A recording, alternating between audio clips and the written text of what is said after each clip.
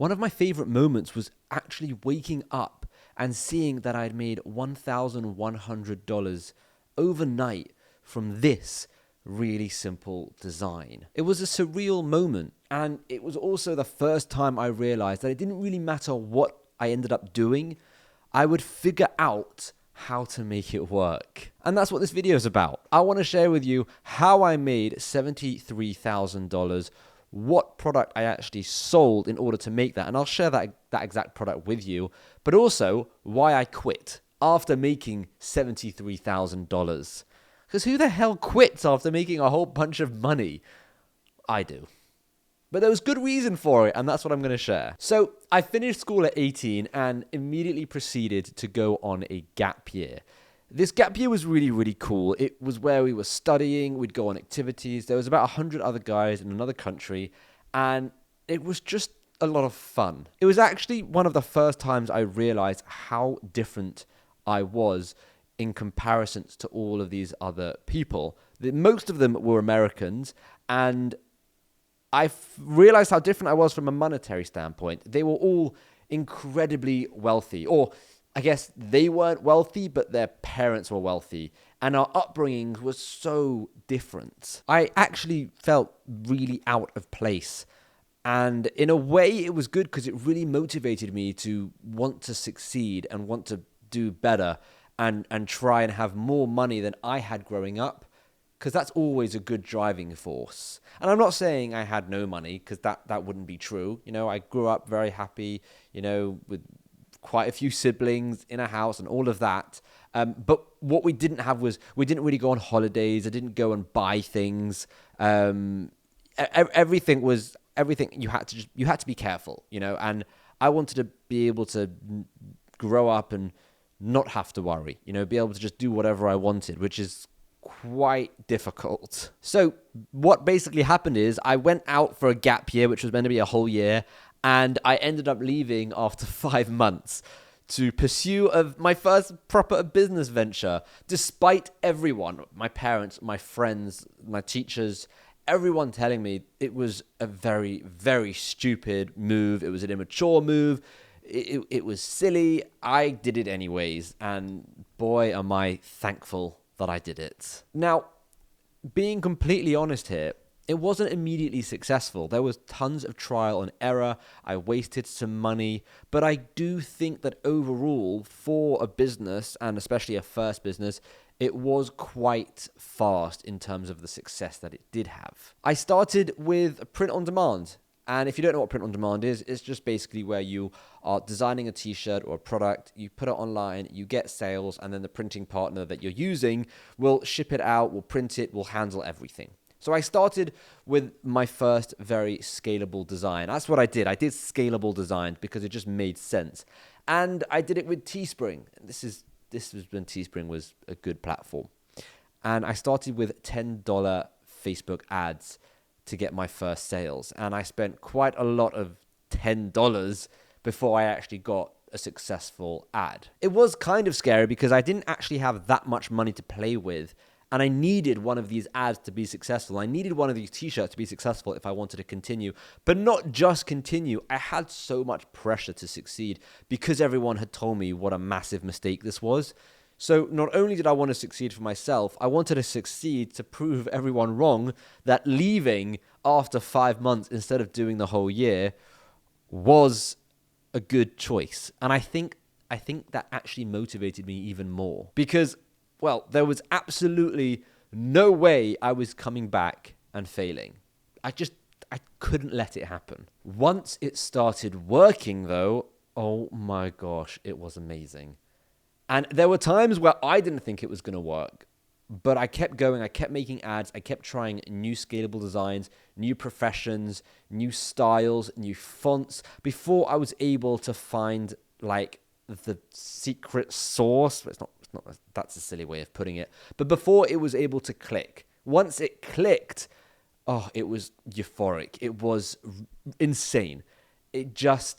Everything kind of, all the work that I had done leading up to that point kind of slotted into place, and then I knew exactly what to do. It's a bit like in the Dune movie, if you've seen the Dune, whatever. It's a bit like the Dune movie. Not that I'm going to ruin anything, but how Paul Atreides has these kind of like visions about the future and what's going to happen, and all of that kind of stuff. It was kind of like that. Once it clicked, I just knew what I had to do and how I had to do it in order to replicate that success and those sales and double down, triple down, and quadruple down, and literally just start printing money. It was a ridiculous time. I knew which professions were the most popular. I knew which sayings that went with the right professions would work best. I knew which fonts would work best for specific professions. I know this doesn't sound that important, but every detail counts when you're trying to get this down to a fine science. I also joined this group, which doesn't actually exist anymore. It's a shame, but it was a group of other sellers who were also doing this, and some of them were doing 100 grand a month. And bear in mind, I am an 18 turning 19-year-old, I don't want to say kid, but I wasn't exactly very old. So anyone making that kind of money was mind-blowing. It was insane. And after it started taking off, I actually went back on my gap year. I went back to the accommodation for well, it was an undisclosed period of time, but it ended up only being 2 weeks. I kind of just wanted to see all my friends, see what I was missing out on, and see if the money that I made was worth giving up this year. And actually, I remember very clearly sitting in one of the dorm rooms, and one of my friends was actually saying, "What are you doing? It's a little bit of money. It's not the end of it's like, doesn't really make the biggest difference kind of thing. You should stay. You should experience this." But what I'm realizing now, this kid came from a family of multi-millionaires. So yes, me making a few $1,000s wasn't a big deal. But to me, it was huge. It was my first business. It made a massive difference to the rest of my life, like now that I'm looking back. And it was a big deal. And he was kind of telling me to stay and all of that. But at that point, I was actually turning over $1,000 a day. It was insane. And funnily enough, on that trip, I remember one morning waking up in the dorm. There was 3 other people in the dorm. And I woke up, and I always go straight to my phone, and I logged onto Teespring just to look at my sales for that day. Well, my sales overnight, I should say. And there was over $1,100 worth of sales that I had done in the 7 hours that I slept that night. And it was at that point where in my head, it kind of was just like, what the hell am I doing? Why am I here? I need to go home. I need to double down. I need to turn this into whatever it can be before the money train stops. Because I had no idea how long this was going to last. I had no idea if this was a craze. I didn't know, and I wanted to take full advantage of it, because the more money I was able to make from that, the bigger head start I would have for the next business that I was going to end up doing. Now, I got to about $60,000 before it all kind of started going to shit. And this is a bit where the story kind of takes a bit of a turn and hopefully makes you realize why I actually ended up quitting. But there's a few things here. Basically, more and more designs that I was making weren't working. More and more ads I was testing didn't seem to be working. Facebook was cracking down on these kind of ads, and they were making it a lot harder to actually convert. And this Dune Paul Atreides like vision that I thought I had, how I was wrong. I was, the scalable designs I was making weren't working, and on top of that, I was just getting really bored making the same scalable, boring, text-only designs. Because I had come from being like an artist and a graphic designer and a photographer, and I actually enjoyed that side of things. So making these designs kind of was like, what am I doing? What does this mean? Like, this is so irrelevant. And I think that trickled down, because as soon as I started thinking that way and thinking negatively, it really impacted my sales. And truth be told, when I was in school deciding what I wanted to do, it was more like software and apps and stuff. I never wanted to be the t-shirt guy, and I was slowly turning into that t-shirt guy and actually not liking it. So it didn't happen immediately, but at about $70,000, or I think the exact number was something like 73. I'll put a screenshot up on the video. But at about $73,000, I just called it. I called quits on it. I just literally from one day to the next, I was like, nope, not doing this anymore. I, at this point, had spent around $24,000 on advertising. So I was sitting comfortably at just under 50 grand in profit from a few months of work at the age of 18/19, because I went over a birthday during this. I was very happy with that. And what I then wanted to do was set up a proper business, which is exactly what I did. I went and set up a private label business where I got stock from China, and we created our own brand, and we made our own product. And that was what I wanted to do. I wanted to be the business guy. I wanted to build a proper business. I still want to do software, and I have done a bit of software since leaving school, but software is really difficult and really expensive. Maybe I'll do more software at some point, but I think the main reasons why I quit print on demand was lack of interest. It started getting annoyingly difficult. So in a way, that's not a good reason to quit. I got lazy. My design started failing more frequently. My ad started failing more frequently. And I was just losing interest in the business. I mean, it's really strange, but when it first started, I would get notifications on my phone when a sale came in, and it would, I mean, if you've ever had a sale, does this happen to you where it's like a spark and you just, I don't know, but you got like a spark of adrenaline and you're like, whoa, yes. That's that really good feeling when a sale comes in. And it was like that when I first started getting sales. But after about 3 months, it died down.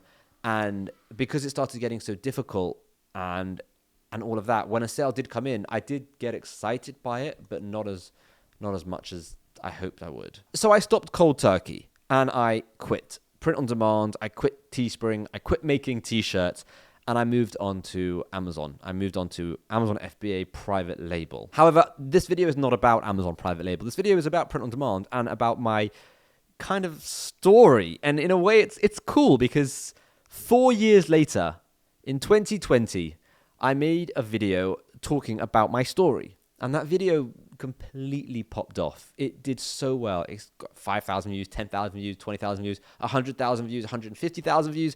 It started doing really well. And people started like leaving comments and messaging me, asking me if I still do print on demand and can I create more print on demand content. And I still had all my knowledge of print on demand. But at that point, I was like, I'm not doing this. But then it's weird. But because of that video, that excitement, that spark to be the t-shirt guy came back. And I started designing again. I started uploading designs again. I started getting sales with print on demand. I started rebuilding a print on demand business, but not as my only thing, because I still had Amazon on the side. I still had my photography on the side. I still had my investments on the side. So it wasn't like the first time where that was all the money I was making. It was different. It was more of a side hustle that was turning into a proper business. And that spark that I had when I first started came back. And I'm really happy to say it's been 4 years since 2020 that I've been doing this, and it hasn't died down. And I think a lot of that is due to you. So a huge thank you to everyone who watches these videos, to everyone who leaves a comment, to everyone who's subscribed, who in a way is kind of keeping me going with print on demand, because I love being able to do print on demand, create content around it, because that's what I love the most, creating content, videography, photography, content creation, and being able to do that around print on demand and help you get sales. I think that is what's keeping the spark going with this business, because every single time I get a sale on my watch, which I've just realized I'm not wearing, every single time I look at my watch and there's a sale that comes in, it's amazing. Or like last night, I'll share the screenshot I'll share the screenshot now, but I woke up and I just checked my Shopify sales of a brand new store, and there's 1, 2, 3, 4, 5 sales that came in last night on a brand new store. It's not even 2 months old, and it's kind of taken me back to that those early days. And I'm hoping by watching this video you'll see kind of like the story arc there.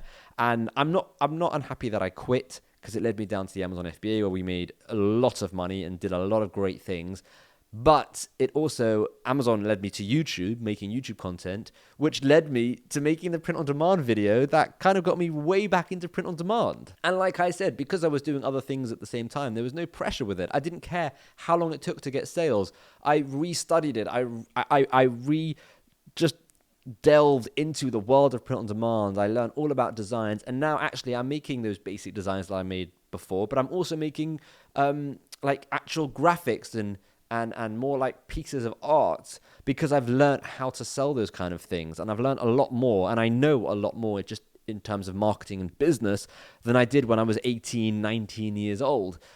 So I've gone all the way back. I've gone full circle into print on demand, but it's so different now. Don't get me wrong. It's definitely weird to think back and think I made $70,000 and then quit cold turkey.